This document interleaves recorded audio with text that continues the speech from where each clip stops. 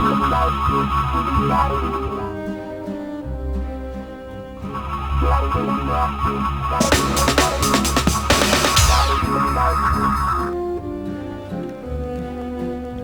assume you know why I've called you, Agent X. Yes, boss. Did you receive the dossier? I have received the file. I must have a full report in 6 weeks. I must have a full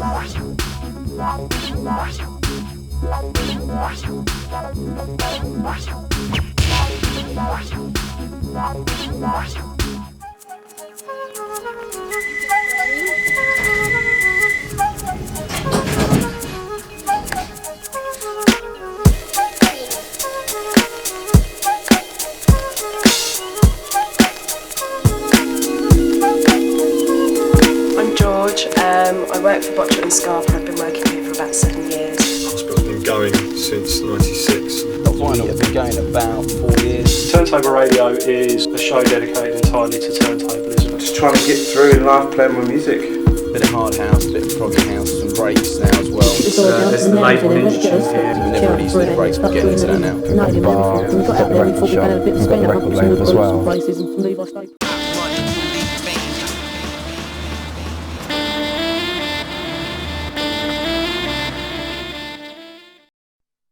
I once heard music as a language of the soul. Do you agree with that statement at all? Yeah. I think so, yeah. Yeah, I guess I would. Yes. I think without music... Music's an important thing for living thing. I think it's an expression of oneself, the same way someone would put paint to canvas, the same way someone creates something that you can listen to.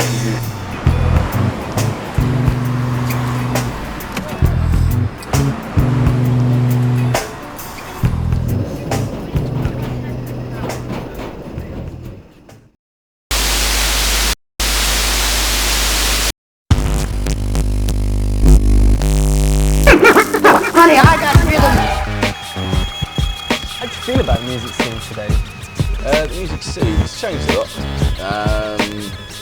in the last days. It's constantly changing. It's gone very commercial. Before it used to be make a club track, and if it crosses over, it crosses over. I think people are now just making a dance track, playing it simply just for money. The love's lost, I think, a little bit. Quickly produced, mass produced, and pushed out and over marketed. As determined that the sounds we're about to hear can be devastating to your ear. Dance music is a mess. Music is a mess in general. I think we're going for a change at the moment. Corporate world has messed it up. But independents, I think they're coming into their own a lot more so than they were, taking control of things and pushing things and marketing things away a corporate company would. Something else that's certain is the fun you'll get. Downright scrumptious, old-fashioned flavor. I think an important thing is there is a distinction between what goes on with the underground scene and what goes on in the commercial scene, and I have respect for both. In some ways, the internet's been a sort of a downfall in as much that it's reduced sales for vinyl formats, etc., and CDs, and all record companies are suffering, having to rethink. But on the other side, it exposes people to music that they might not otherwise hear, which is a great thing. But then the downside is that the big companies are then able to control what you get to listen on your downloads. I think the problem is that it is manufactured, it is contrived, it is possible for big record companies to make hits happen by spending money, and it's not a true reflection on music. There's a fine line between selling out, throwing loads of money at a project and not actually having a passion for the music, and that's one thing that's remained here, from the record shop to the DJing upstairs to the records that we put out and the artists that we work with. There's a real passion for it. If there is to be revolution, there must be a revolutionary party.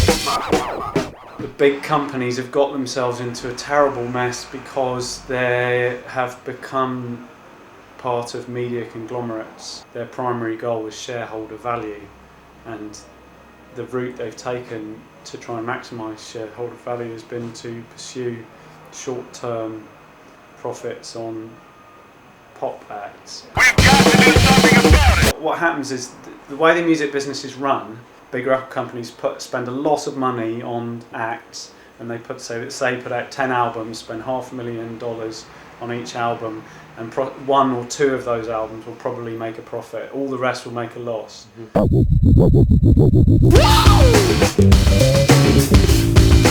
It's always been commercial. There's always been the kind of equivalent of the Cheeky Girls or whatever. There's plenty of artists on major labels, you know, who'll be presented as kind of out from the streets and whatever. They're just as manufactured as any other Pop Idol winner.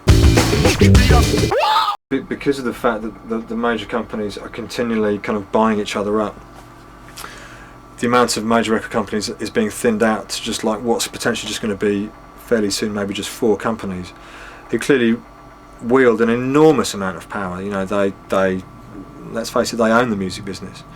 That's clearly not healthy. You know, the reaction to that is not just like, you know, be running scared. There are aspects of them being so big these days that means that they're so slow to react. They have to go through so much red tape to actually kind of like get music out on the street. Which is fantastic for the independents.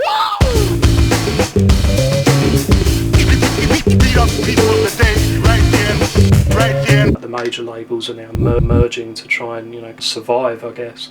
But at the same time, you see like this amazing thriving scene of people doing things, you know, on a much smaller level, but being, I guess, happier with it. The true music scene is still going, and what I see of the people who, you know, the genuine innovators and stuff, they're still there, they're still going forward, and there's still a lot to consume.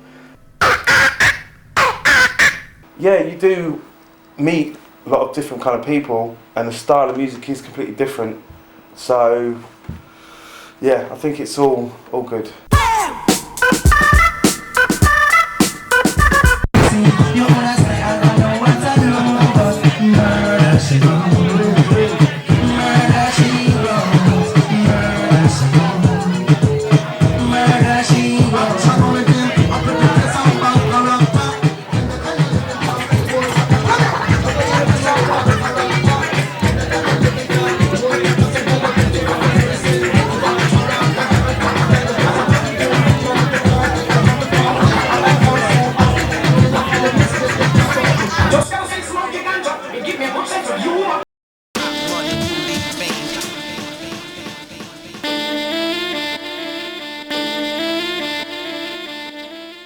Do you think music is a lifestyle? Yes, definitely, it is. Definitely. Yeah. I think it's a way of the streets. It's the only thing I really like doing. Music absolutely consumes me, so music is my lifestyle. It is for me. Yeah. Do you think it can sort of dominate a person's life? Yeah, totally. In a crazy world we live in, it's a sense of sanity, possibly. If you go out raving, well, yeah, it's a lifestyle. If you go out Friday, Saturday, every weekend, that's totally a lifestyle. You know, the whole element of subculture whereby you get hip-hop kids dressed with their hoodies and... You know, if you're a Beastie Boys fan... Heavy metal kids wearing black. Or I don't know, Cradle of Filth fan. I mean, you know, there's inevitably things that you probably do that are very much based around that kind of lifestyle. You know, it can bring you somewhere that maybe you can't actually go to, and you can close your eyes, put a pair of headphones on, if nothing else. Yeah.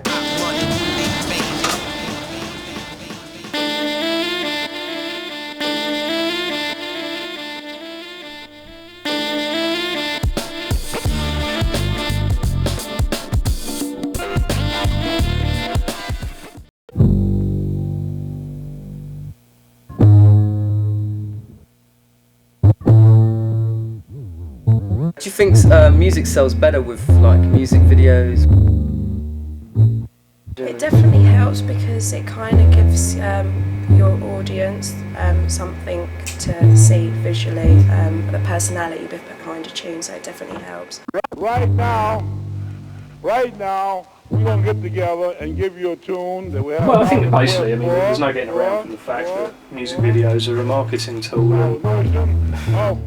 It's very cynical to say, but you know, if it's Kid Koala making the video, I mean, he had this guy called Monkmus make this amazing video for Basin Street Blues that was like an incredible animation sequence of this kind of surreal New Orleans funeral procession sort of thing going on.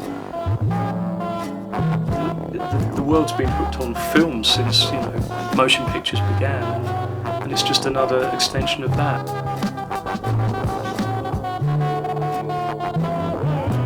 Remember good videos. I think that's what is good about videos. It's a good marketing tool. Definitely. It's great when someone can take a visual element and apply it to music and really trip it out.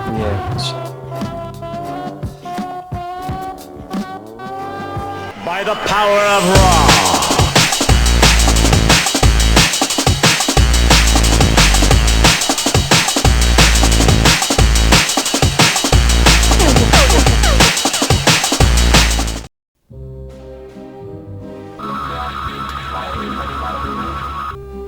Report back to me as quickly as possible, Agent X.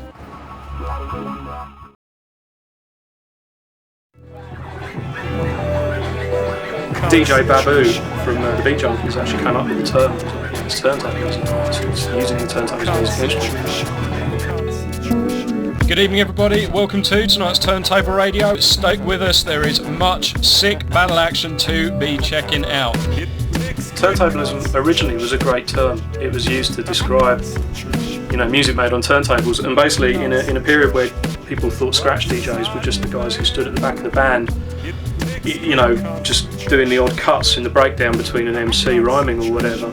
It sort of reached a point where guys like Cuba and stuff were coming forward and doing things that went way beyond that. They were like compositional pieces.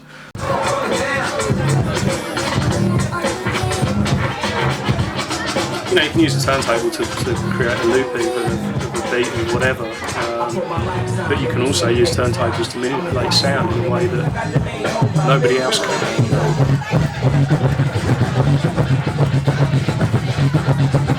There's something about the way you make music with decks that gives you an element that is completely modern, completely new, and extremely interesting. We will take several minutes now to experience the sensation of deep, relaxed. The words I believe on is just get out there and get involved. If you believe your music, if you believe in it, that's reason enough. And go forward and do something with it. If you can't get it signed, start your own label. I'd say, really, just to keep it real, and it's nice to be able to put people's first bits of music out and get it out there and that sort of stuff. I'm very much a believer in actually, broadening your audience. It's not about let's keep it real, let's keep it underground. It's all about, frankly, it's about overground. It's about trying to kind of hit the market for people in their mid-30s and the home counties. It gives you a lot of pride to know that we've kept it real, that we've done something that we're all passionate about. Everybody who's working here has got a real passion towards the music, and that's what draws everyone together. So, I don't know, long may it go on. Yeah, keep it unreal, as Mr. Scruff says. That's it, yeah.